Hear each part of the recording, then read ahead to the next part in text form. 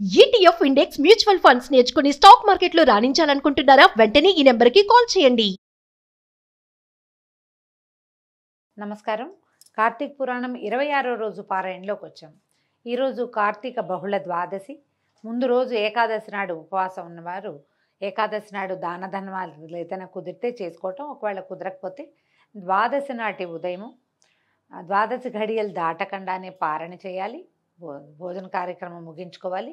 ఎవరైనా బ్రాహ్మణుడికో లేదా సాటి వాళ్ళు ఎవరైనా సరే, మన వాళ్ళకైనా సరే, వారికి భోజనం పెట్టి దక్షిణ తాంబూలాదులు ఇచ్చి తర్వాత మనం కూడా భోజనం చేయాలి. ఒకవేళ ఏదైనా దాన ధర్మాదులు చేయదలుచుకుంటే పారణకి ముందే ఉదయకాలంలోనే దాన ధర్మాదులు, దీపదానం చేయదలుచుకుంటే అది, దీపారాధనలు విశేషించి చేయదలుచుకుంటే అవి చేసేసి తర్వాత ద్వాదశి పారణం చేయటం మంచిది.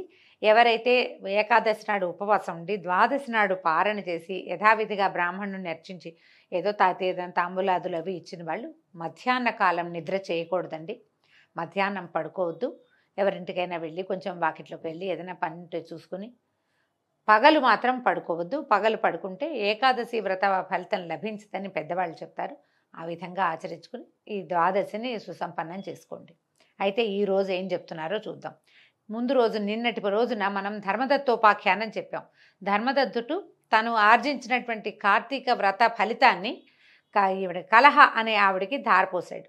ఆమెని విష్ణు పార్షదులు తీసుకెళ్ళిపోతూ ఉండగా అయితే ఇవన్నీ విష్ణుగణాలని అడిగాడనమాట. ఎట్లా ఏమిటి అని అడిగేసరికి వాళ్ళు చెప్పారు, నాయన నువ్వేం బెంగపెట్టుకోక, నువ్వు కూడా వైకుంఠానికి వెళ్తావు, ఆమె వైకుంఠానికి వెళ్తుంది, తదుపరి జన్మలో తర్వాత రాగల కాలంలో నువ్వు దశరథుడిగా పుడతావు, ఈమె కైకేయిగా జన్మిస్తుందని వాళ్ళు చెప్పింది విన్నటువంటి ఈ కథంతా విని ఈ విషయం విన్నటువంటి ధర్మదత్తుడు విస్మృత చేష్టుడు, విస్మయ రూపుడు అయిపోయి పునః వారికి దండవత్తుగా ప్రణామం ఆచరించి, ఓ విష్ణు స్వరూపులారా, ఈ జనానీకమంతా అనేకానేక క్రతువ్రత దానాల చేత ఆ కమలనాభుణ్ణి సేవించుకుంటూ ఉన్నారు. వాటి అన్నిట్లోనూ ఏ ఒక్కదానిని ఆచరించడం వల్ల విష్ణువుకి అత్యంత ప్రీతి కలుగుతుందో, దేని వలన విష్ణు సాక్షాత్కారం లభిస్తుందో దాన్ని సెలవీయండి అని వేడుకున్న మీదట విష్ణుగణాలు అతన్ని ఇట్లా సమాధానపరిచాయట. ఏం చెప్పారో చూద్దాం. ఓ పాపరహితుడైన బ్రాహ్మణ, నీవడిగిన ప్రశ్నకు ఇతిహాసపూర్వకమైన సమాధానాన్ని చెప్తాము విను. పూర్వము కాంచీపురాన్ని చోళుడు అనే రాజు పరిపాలించేవాడు. చోళాస్ కాలం మనకు తెలుసు కదండి, చోళులు, చాళుక్యులు. ఈయన రాజరాజ చోళుడో ఇలాంటి పేరున్న ఒక చోళ చక్రవర్తి రాజ్యం చేసేవాడు. అతని పేరు మీదే ఆ ప్రాంతాలన్నీ చోళ దేశాలుగా ప్రఖ్యాతి వహించాయి. అతని మొదటి రాజు గురించే చెప్తున్నారు అనుకుందాం. ఆయన పేరు మీదే ఈ చోళ సామ్రాజ్యం పేరు కాంచిందనమాట. ధర్మపాలనకి పెట్టింది పేరైన ఆ రాజు విష్ణుప్రీతికై అనేకానేక యజ్ఞాలను నిర్వర్తించాడు. అతని యజ్ఞాలకై నిర్మించబడిన బంగారపు యూపస్తంభాలతోటి తామ్రపర్ణి యొక్క 2 తీరాలు కూడా కుబేర ఉద్యానవనాలైనటువంటి చైత్రరథాల వల్లే ప్రకాశించే. యూపస్తంభాలంటే యజ్ఞంలో ఒక స్తంభాన్ని పాతి పెడతారండి, యజ్ఞం చేసిన దానికి గుర్తు. ఆ యూపస్తంభానికే యజ్ఞ పశువుని కట్టి యజ్ఞానికి కావలసిన బలి కార్యక్రమాదులన్నీ నిర్వహిస్తారట. ఈ సూర్యవంశ క్షత్రియుల కాలంలో కూడా అలాగే ఎన్నో యూపస్తంభాలు వేశారని చెప్తారు. అయితే అటువంటి రాజు ఒకానొక నాడు అనంతశయనం అనే పేర యోగ ముద్రితుడుగా ఉండేటువంటి విష్ణువాలయానికి వెళ్ళి మణిమౌక్తిక సువర్ణ పుష్పాదులతో ఆ శ్రీహరిని అర్చించి సాష్టాంగ దండ ప్రణామాలు ఆచరించి శ్రీహరి సన్నిధిలోనే కూర్చున్నాడు. ఈయన ఏం చేశాడు, దేవాలయానికి వెళ్ళాడు. అనంతశయనం ఆ దేవాలయం పేరు. విష్ణువు ఇట్లా పడుకుని ఉన్నటువంటి శయనమూర్తిగా ఉన్నటువంటి దేవాలయానికి వెళ్ళాడు. అనేక మణులతోటి, మౌక్తికాలతోటి, రత్నాలతోటి అర్చన చేసి సన్నిధిలో కూర్చోమంటారు కదా, కూర్చున్నాడు. కూర్చునేసరికల్లా అంతలో విష్ణుదాసుడనే బ్రాహ్మణుడొకడు విష్ణువార్చనార్థమై ఆ ఆలయానికి వచ్చాడు. విష్ణు సూక్తాన్ని పఠిస్తూ అతడు ఆ విష్ణు సౌజ్ఞను అంటే ప్రతిమని అభిషేకించి తులసి దళాలతోనూ గుత్తులతోనూ విష్ణు పూజని నిర్వహించాడు. దళాలు కోసుకొచ్చాడు. మంజరులు అంటే కుచ్చులు వస్తాయి కదా మనకి, విత్తనాలు వచ్చే వాటిని గుత్తులు అంటారు లేదా మంజరి అంటారు, దాని పేరు అది. ఆ మంజర్లతోటి అర్చించాడట. విశేషంగా విష్ణు పూజను నిర్వహించాడు.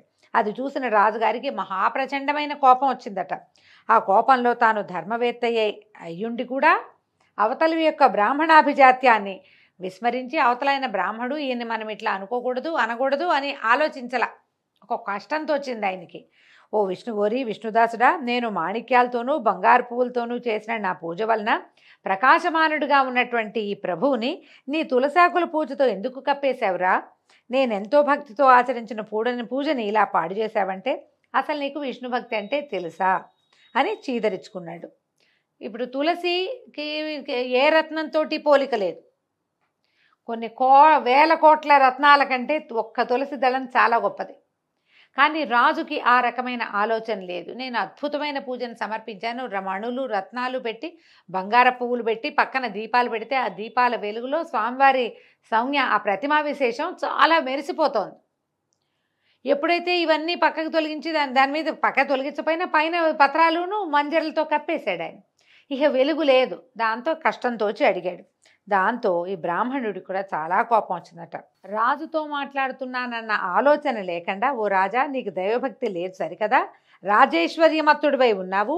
విష్ణు ప్రీత్యర్థము నీ చేత ఆచరింపబడిన యజ్ఞం ఏదైనా ఒకటి ఉంటే చెప్పు అని ఎదిరించాడు. అతని మాటలకి అవహేళనగా నవ్వుతూ, నీ మాటల వలన నీవే విష్ణుభక్తి శూన్యుడివని తెలుస్తూ ఉంది. ధనహీనుడవు దరిద్రుడవు అయినటువంటి నీకు భక్తి ఎలా కలుగుతుంది? అసలు నువ్వెప్పుడైనా విష్ణుప్రీతిగా నువ్వు చేసావా ఒక యజ్ఞాన్ని? నువ్వేమైనా ఒక దేవాలయాన్ని కట్టించావా? నువ్వు ఏమీ చేయలేని వాడివి. అతను నీకు భక్తుడు అనే అహంకారం మాత్రం పుష్కలంగా ఉంది. ఓ సదస్సులారా, సద్బ్రాహ్మణులారా, శ్రద్ధాళులై వినండి. నేను విష్ణు సాక్షాత్కారాన్ని పొందుతానా?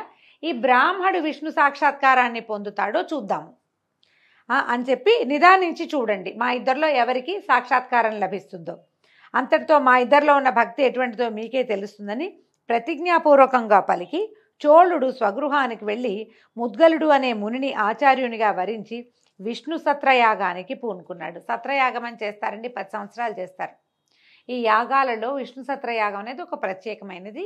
రాజుగారు విష్ణు సాక్షాత్కారాన్ని పొంది ఆ బ్రాహ్మణుడి మీద గెలవడం కోసం సత్రయాగాన్ని మొదలుపెట్టుకున్నాడు. బహుకాల పూర్వం గయాక్షేత్రంలో ఋషి సముదాయాలతో చేయబడింది. అన్నదానాలు అనేకానేక దక్షిణలతో సామాన్యులకు ఆచరించడానికి సాధ్యం కానిది, సర్వసమృద్ధిమంతమైంది అయినటువంటి ఆ మహాయజ్ఞాన్ని రాజు పూనుకొని నిర్వహించడం మొదలుపెట్టాడు. పేదవాడైన విష్ణుదాసుడు ఆ గుడిలోనే విష్ణు దీక్షితుడై హరిప్రీతికై ఆచరించవలసిన మాఘ కార్తీక వ్రతాచరణలు, తులసీవన సంరక్షణలు, ఏకాదశి నాడు ద్వాదశాక్షరి యుత విష్ణు జపము, షోడశోపచార విధిని నిత్య పూజలను, నృత్య గీతవాద్యాది మంగళ ధ్వనులతోనూ ఈ విధంగా తన శక్తి మేరకు భక్తియుక్తుల్ని ఆచరించడం మొదలుపెట్టాడు. ఈ పందెం రాజు మొదలుపెట్టాడు. ఆయన మొదలెట్టాడు కాబట్టి విష్ణుదాసుడు కూడా తను చేయటం మొదలుపెట్టాడు. తుదకు ఇతను ఏం చేసేవాడు? నిత్యము సర్వవేళల్లోనూ భోజనాది సమయాల్లోనూ సంచారమందు తుదకు నిద్రలో కూడా హరినామస్మరణను చేస్తూ ప్రత్యేకించి మాఘ కార్తీక మాసాలలో విశేష నియమపాలన్ని ఆచరిస్తూ ఉండేవాడు. ఆ విధంగా భక్తులైన చోళుడు విష్ణుదాసుడు ఇద్దరు కూడా తమ సర్వేంద్రియ వ్యాపారాలని విష్ణువ్రతనిష్టలోనే నిలిపి విష్ణు సాక్షాత్కార ప్రాప్తి కోసం చాలా కాలం తమ వ్రతాల్ని ఆచరిస్తూ ఉండిపోయారు. కాలం గడుస్తూ ఉండగా ఒకనాటి సాయంకాలం విష్ణుదాసుడు వండుకున్న భోజనాన్ని ఎవరో కాజేసుకుని వెళ్ళిపోయారు. నేనేం చేశాడు? పగలల్లా విష్ణు సేవలో ఉండి సాయంకాలం భోజనం వండుకునేవాడు. వండుకుని దేవాలయానికి వెళ్ళి అర్చన చేసుకుని వచ్చాక తినేవాడు. బహుశా పాపం అన్నం వంట ఏదో వండుకున్నాడు, అది అక్కడ పెట్టాడు, అది కాస్త వెళ్ళిపోయింది. ఎవరో తీసుకుపోయారు. ఆ దొంగిలించిన వాళ్ళెవరా అనే విషయమై విష్ణుదాసు పెద్దగా విచారణ చేయలేదు. పునః వంట ప్రయత్నాలు చేద్దామంటే సాయంకాలం పూజకు సమయం మించిపోవడంతో ఆ రోజున భోజనం లేకుండానే విష్ణు పూజ చేసేసుకున్నాడు. అందులోనే గడిపేశాడు. మర్నాడు కూడా వంట చేసుకుని శ్రీహరికి నివేదించే లోపలే ఎవరో ఆ వంటకాలని కాజేసుకుపోయారు. విష్ణు పూజకు వేళపోనీయకూడదనే ఆలోచనతో ఆ రోజు కూడా ఆ బ్రాహ్మణుడు అభోజనంగానే విష్ణు సేవని కొనసాగించాడు. ఇలా వారం రోజులు గడిచాయి. ప్రతిరోజు అతని భోజనాన్ని ఎవరో అతి చాకచక్యంగా, అంటే కంటికి తెలియకుండా పాపలు తీసేస్తున్నారు. ఆయన అక్కడే ఉంటాడు. ఎప్పుడు మాయమైపోతుందో అయిపోతుంది అంతే. అయితే ఈయన పస్తులుంటూ కూడా హరిసేవ చేస్తూనే ఉన్నాడట. వారం రోజుల పాటు అభోజనంగా ఉండటంతో విష్ణుదాసుడికి 7వ రోజున అనిపించింది, ఏమిటి ఇన్ని రోజుల నుంచి ఎవరో తీసుకుపోతున్నారు, ఆ దొంగ ఎవడో పట్టాలనిపించింది. వారం నుంచి ఏం పెద్ద శ్రద్ధ పెట్టలా. చివరికి ఒకరోజు అనిపించింది అనమాట. అందువల్ల ఆనాడు పెంద్రాళే పని ముగించుకుని వంటకాలను పూర్వస్థానం అందే ఉంచి తాను చాటును దాగి కూర్చుని ఈ దొంగ కోసం ఎదురు చూడడం మొదలుపెట్టాడు. కొంతసేపటికి ఒకానొక చండాలుడు ఆ అన్నాన్ని దొంగిలించేందుకు వచ్చాడు. వాడి ముఖం అత్యంత దీనంగా ఉంది. రక్తమాంసాలు ఏమాత్రము లేకుండా కేవలము ఎముకల మీద చర్మం కప్పినట్టుగా ఉన్నవాడు, అన్నార్తుడు అయిన ఆ చండాలుడు వంటకాలను దొంగిలించుకుపోవటం మొదలుపెట్టాడు, తీసేశాడనమాట.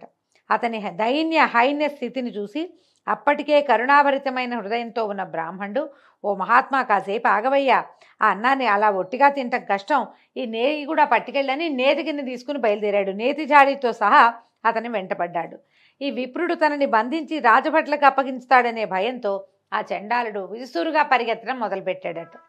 ఈ బ్రాహ్మణాయన కూడా ఆ చోరుడి వెనకాలే పరిగెడుతూ, అయ్యా నెయ్యి తీసుకుని కలుపుకొని తినవయ్యా స్వామి, చెప్పిన మాట వినవయ్యా, నెయ్యి వేసుకొని నెయ్యి వడ్డించటానికి వెంబడబడుతున్నాడు. అసలే అలసటగా ఉన్న చండాలుడు భయం వలన నేలను బడి మూర్ఛపోయాడు. అతన్ని వెన్నంటి వచ్చిన విష్ణుదాసుడు, అయ్యో మూర్ఛపోయావా మహాత్మా అని చెప్పి తన పైవస్త్రపు చెంగులతో ఆ చండాలుడికి ఇట విసరటం మొదలుపెట్టాడు. పాపం ఊపి లేదు, ఈయన నీరసపడిపోయి మూర్ఛపోయాడు, భయపడ్డట్టున్నాడు, ఇంత పరిగెత్తాడు ఆకలితోటి అని బాధపడుతూ విసురుతున్నట్ట. ఈ విసిరిన గాలికి మెల్లిగా శీఘ్రంగా కోలుకున్నటువంటి చండాలుడు చిరునవ్వు నవ్వుతూ లేచాడు. అప్పుడు ఇతడు విష్ణుదాసుని కళ్ళకి శంఖచక్ర గదాబ్జధారి, పీతాంబరుడు, చతుర్భుజుడు, శ్రీవత్సలాంఛితుడు, కౌస్తుభాలంకృతుడు అయిన శ్రీమన్నారాయణుని వలె కనిపించటంతో అతగాడు సాత్విక భావావృతుడైపోయి అవాక్కుగా ఉండిపోయాడు. అట్లా నోరు తెచ్చుకుని ఉండిపోయాడు అనమాట. విస్మయకరమైన సంఘటన ఉన్నప్పుడు మనం ఏం చేస్తాము? ఎవరికైనా మాట మంతి వస్తుందా? ఏమీ లేదు, నోరు తెచ్చుకొని ఉండిపోయాడు, అవాక్కుగా ఉండిపోయాడు. ఈ భక్త భగవానుల సంగమ దర్శనార్థం ఇంద్రాదులెందరో విమానారూఢులై ఆ ప్రాంతాలకు వచ్చారు. విష్ణువు మీద, విష్ణుదాసుడి మీద కూడా పువ్వుల వాన కురిపించారట. అప్సరసలు ఆడారు, గంధర్వులు పాడారు, దేవగణాల వందలాది విమానాలతో ఆకాశం అంతా నిండిపోయిందట. భగవంతుడు భక్తుడు కలిసినటువంటి ఈ సన్నివేశం అత్యద్భుతమైనది, లోకంలో చాలా అరుదుగా జరిగేది. ఈ అరుదైన సంఘటన చూడ్డానికి దేవగణాలన్నీ వచ్చి బార్లు తీర్చేసాయట ఆకాశం అంతా. అనంతరము ఆ ఆదినారాయణుడు విష్ణుదాసుని గాఢంగా కౌగలించుకున్నాడు. తన సారూప్యాన్ని ప్రసాదించి తనతో బాటే విమానం ఎక్కించుకుని వైకుంఠానికి బయలుదేరాడు. యజ్ఞవాటికలో ఉన్న చోళుడు గగనగాములైన బ్రాహ్మణ బ్రహ్మజనకులిద్దరినీ చూసి ఆశ్చర్యపోయాడు. యజ్ఞవాటికలో ఉన్నాడు, ఆయన చూశాడు, చోళుడికి విమానం కనపడుతోంది. ఎట్లా కనపడింది? దైవ విమానం అంటే అతను కూడా మహాభక్తుడే, అందులో అనుమానం ఏం లేదు. బ్రాహ్మణుడితో సాటి వచ్చేంత భక్తి లేదు కానీ ఉన్నది భక్తి, దాంతో ఆయనకి కనిపించేశారు కలా. అయితే అలా చూస్తూ ఉండిపోయాడు. తక్షణమే తన ఆచార్యని పిలిచి, ఓ ముద్గరముని, నాతో వివాదమాడిన ఆ నిరుపేద విప్రుడు విష్ణు రూపాన్ని పొంది వైకుంఠానికి వెళ్ళిపోతున్నాడు. అమితైశ్వర్యవంతుడనైన నేను అసాధ్యాలైన యజ్ఞదానాదులు చేస్తూ కూడా విష్ణు సాక్షాత్కారాన్ని పొందలేకపోయానంటే ఇక వైకుంఠం అసంగతమే కదా, ఇంకా నాకు వైకుంఠం లభించదు, విష్ణువు నాకు లభించలేదు. నేను ఎన్ని యజ్ఞాలు చేసినా, బ్రాహ్మణులు కోరినంత దక్షిణలు సమర్పించినా కూడా ఆ శ్రీహరికి నా మీద లేశమైనా కృప కలిగినట్లేదు. దీనివల్ల కేవలం భక్తే తప్ప విష్ణునుగ్రహానికి మరొక మార్గం లేదు. ఈ యజ్ఞయాగాది కర్మకాండలని అనవసరమని భావిస్తున్నానని చెప్పాడు. పాపం చెప్పాడు, బాల్యం నుంచి యజ్ఞదీక్షలోనే ఉండటం వల్ల నిస్సంతుడైన ఆ రాజు తన సింహాసనం మీద తన మేనల్లుడికి స్వయంగా పట్టాభిషేకం చేశాడు. ఎంతకాలం నుంచో సత్రయాగం చేస్తూ యంగ్గా ఉన్నప్పుడు, అంటే యుక్త వయసు నుంచి అక్కడే ఉన్నాడు.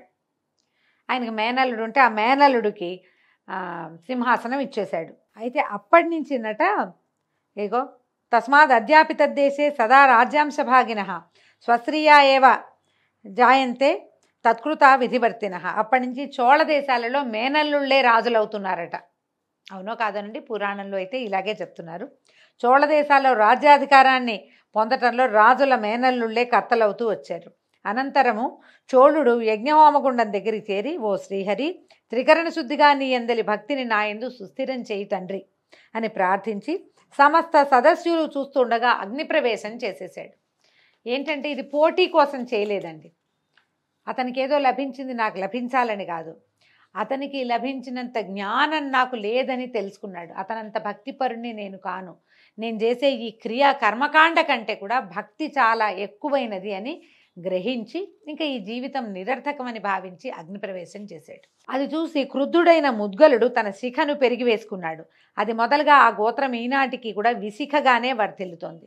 ముద్గలుడనేటువంటి ఆచార్యుడు ఈయనతోటి యజ్ఞం చేయిస్తున్నవాడు తన శిఖని వెనకాల ఇది పెట్టుకుంటారు కదా, పిలకనమ్మ అనాలి. తెలుగులో ఇలాంటి పదం వాడకూడదండి. మనం ఎవరి గురించైనా బ్రాహ్మణుల గురించి, పెద్దవాళ్ళ గురించి, ఇలా కథల్లో చెప్పేటప్పుడు కూడా శిఖ అని చెప్పాలి. శిఖ కాదండి, శిఖ. ఈ శిఖని లాగేసుకున్నాడట, తలంతా నెత్తురుమైపోయింది.